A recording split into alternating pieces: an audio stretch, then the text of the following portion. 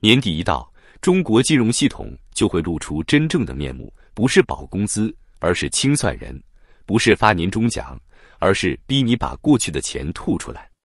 新一輪降薪、退薪與高壓已經悄然全面啟動，而且比以往更狠、更冷血、更不講底線。從南到北，從國有大型到地方省行，一場無聲的金融清洗正悄然展開。有人被臨時叫回崗位，被告知輪休取消，休假作廢，從現在到12月31日，全員無條件到崗。週末不存在，加班是命令。有人突然接到電話，2025年獎金暫停發放，2022至2024年的獎金要重新核算，已經離職的也別想跑，錢要一分一分追回。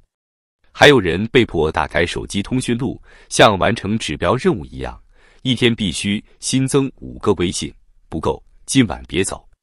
不是銷售，是獵人；不是銀行，是人肉管道。你以為這是個例？錯了，這是正在金融系統內部蔓延的默認規則。如果你覺得這只是內部抱怨、臨時措施，那你錯得很徹底。因為真正令人脊背發涼的，不是這些表象，而是這些動作背後正在坍塌的是整個中國金融系統的底層邏輯。不少人還記得幾年前，當銀行業被視為安穩加高福利加社會地位加穩定收入的代名詞，做櫃員、做客戶經理、當業務員，薪水高，福利不錯，就是穩定。但現在，這所曾經堅固的鐵飯碗正在崩塌。根據2025年6月的一篇報道，2023年 A 股42家上市銀行中，有14家出現人均薪酬下滑。到了2024年，這個數字上升到18家，最大降幅達 15%。更慘的是，在2024年財報中，這42家銀行的管理層薪酬總額從2023年的約 8.7 億元下滑到7億元，同比降幅達 19.5%。有33家銀行占比 78.5%， 管理層薪酬減少。也就是說，即使是銀行高管，也逃不開這輪降薪風暴。而底層員工呢？雖說整體人均薪酬從2023年的約 46.23 萬元降到2024年的約 44.49 萬元，看上去降幅不算太大，但這只是平均數。在經濟下行、業務萎縮、業績下滑的壓力下，那些發放獎金、績效工資、年終獎的口子恰恰最容易被砍。同時，2025年第一季度，上市银行整體淨利潤同比下降 2.32%， 淨息差，這個銀行吸金的命脈也跌到了歷史低位，只剩 1.43%。利息收入銳減，理財、代銷、信用卡手續費這些非息收入也腰斬。換句話說，銀行的錢袋子正在縮水。那麼，原本靠這些的錢拿獎金、拿績效的員工也跟着遭殃。更可怕的是，就算你勤勤懇懇、加班熬夜、賣力業績，也可能被追討，把之前發給你的獎金、績效、福利全都要回去。舉例來說，根據2025年3月公開報道，中國銀行在2024年對2469名員工啟動了績效薪酬追溯扣回機制，總計追回金額高達3250萬元，平均每人約退回 1.31 萬元。還記得那種年終獎加13薪加績效加福利補貼的銀行待遇嗎？很多人牽腸掛肚才拿到錢。可現在，只要哪天銀行發現你職責內有風險損失、業績沒完成或客戶流失率高，哪怕你已經離職，也可能被追討。這意味着什麼？你靠加班、靠拼命、靠忠誠，換來的不僅可能是身心疲憊，還有未來不確定的欠款。如果這時候你已經按揭房貸、養家糊口、還車貸，那結果只能比內捲更可怕，是血本無歸。除了降薪、追薪，銀行內部的任務制度 KPI 壓榨也越來越瘋狂。前幾年還可能給你輪休、雙休日合理加班費。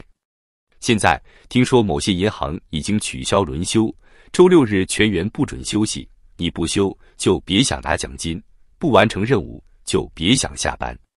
更荒唐的是，有的省行要求客戶經理每天加5個微信號，如果今天任務沒完成，就得繼續盯着手機，盯着微信，不許下班。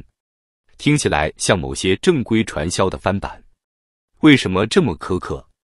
因為銀行現在必須不停拉客賣產品找存款衝業績，哪怕整體業務量在縮水，也要拼命完成 KPI。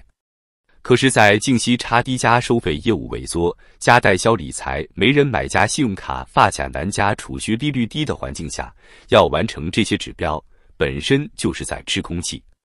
這不是努力，這是無底洞，不是奮鬥，是被榨乾。最讓銀行員工談之色變的是，年終獎停發加過去獎金追討。雖說目前沒有確鑿官方新聞公開某大銀行2025年停止發年終獎加追討過去獎金的報道，但在民間銀行內部群聊、員工私下流傳、離職後不時爆出的反向討薪信息非常多。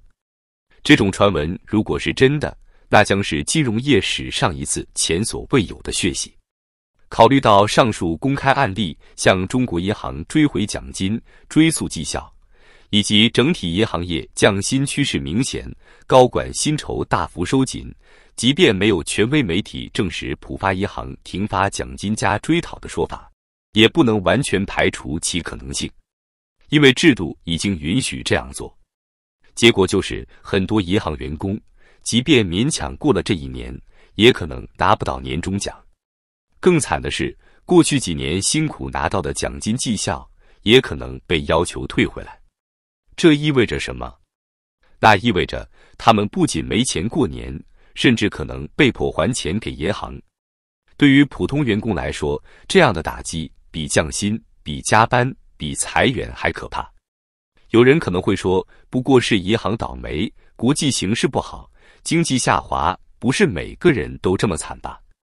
別天真了，這不是某一個銀行的問題，而是整個行業甚至整個國家金融體制的系統性變動。净息差大幅收窄，利息收入減少，非息收入也跌落，銀行整體面臨盈利危機。監管部門對金融業高薪加高風險的模式越來越警惕，績效嚴附加獎金追溯加責任倒扎成為常態。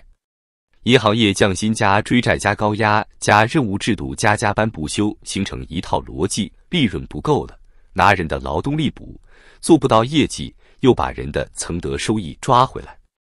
換句話說，銀行過去的福利加穩定加光環，算是被狠狠套现，最終落到基層員工頭上。對於普通員工來說，這已經不是職業選擇的問題，而是生存危機。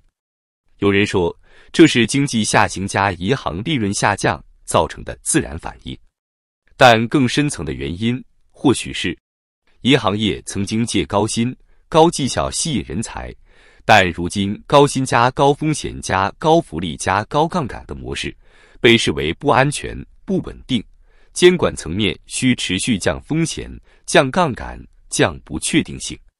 簡言之，銀行業曾是一條高速公路，現在變成危險車道，監管必須收緊。績效追溯加獎金追回加薪酬嚴附是一種新的約束機制，它讓員工不能靠過往業績票子享福，必須長期、穩定、謹慎地守規矩加保業績加風險可控。